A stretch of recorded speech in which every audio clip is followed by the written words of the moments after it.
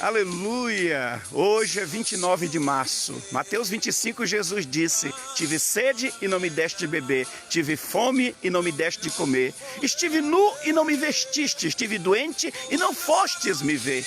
Depois Jesus diz assim: quando você deixa de fazer algum desses pequeninos, vocês estão deixando de fazer a mim.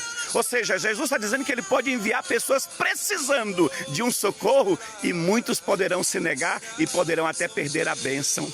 Neste sábado, eu e a esposa e as ovelhas fizemos um evangelismo diferente. Pregamos o evangelho e demos comida, demos alimento para as pessoas. As pessoas pegaram aquele alimento com um prazer, com uma alegria tão grande, porque chegou no momento propício para cada uma delas. E nós que fizemos isso, meu amado, é aquele sentimento do dever cumprido em saber que estamos ajudando alguém. O evangelho também é isso, é socorrer, é cuidar de alguém. E preste atenção que é Jesus que está dizendo: quando você deixa de fazer a um desses pequeninos, vocês estão deixando de fazer a mim. Lembra o que diz a palavra? Que muitos sem saber deram provisão, ajudaram a anjos como Abraão. Quem sabe não é Jesus enviando um anjo disfarçado de mendigo, de uma pessoa que precisa de um socorro, de uma ajuda para testar você. Ele está dizendo, é claro, vocês estão deixando de fazer a mim. Quer dizer, Jesus pode testar o que muitos abrem a boca para dizer que ama o próximo como a si mesmo. Aí, você pode ser testado. E se disso depender a sua bênção, o seu milagre, a vitória e outras coisas mais, talvez quando pareça alguém que precise, não, sai daqui, eu não quero ajudar, eu que estou precisando de ajuda. E Jesus pode estar testando você. No livro de Provérbios diz: aquele que tapa o ouvido ao clamor do pobre, também clamará e não será ouvido. Ou seja, no dia da necessidade, não vai ter alguém que o ouça também. Lembra daqueles dois homens que bateram na porta de Ló? E Ló botou para dentro, tentou protegê-los. E na verdade eram anjos que foram ali para livrar a vida de Ló. E se Ló não tivesse aberto a porta? Lembra os anjos que chegaram para falar com Abraão? E Abraão pensou que eram pessoas normais, mandou fazer comida, mandou fazer bolo. Mas os anjos foram levar a promessa de Abraão de gerar um filho, que daí surgiria no futuro Israel. Oh, meus amados! Depois a Bíblia diz: se aquele que te pedir ajuda, você não deve dizer a ele: vai e volta amanhã se tu tens agora contigo. Meus amados, é Deus nos ensinando que temos que fazer o bem sem olhar a quem. Porque se fosse nós no lugar dessas pessoas, não queria ajuda também você?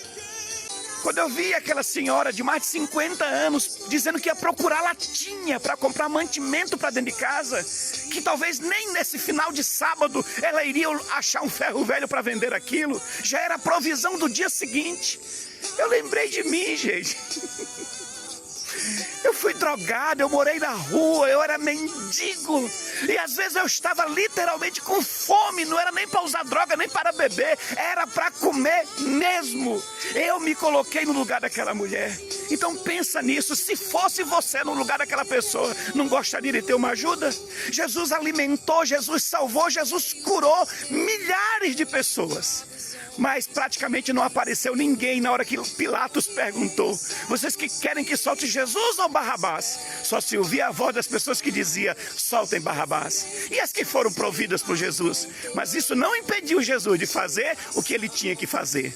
Agora pense na pessoa que vai receber o socorro, a provisão, o alimento, a ajuda naquele momento crucial da vida dela. Uma das pessoas que nós ajudamos foi uma senhora de mais de 50 anos de idade. E ela disse: eu estou procurando latinhas para poder vender e comprar alguma coisa para casa. São 60 latinhas para formar 1 quilo.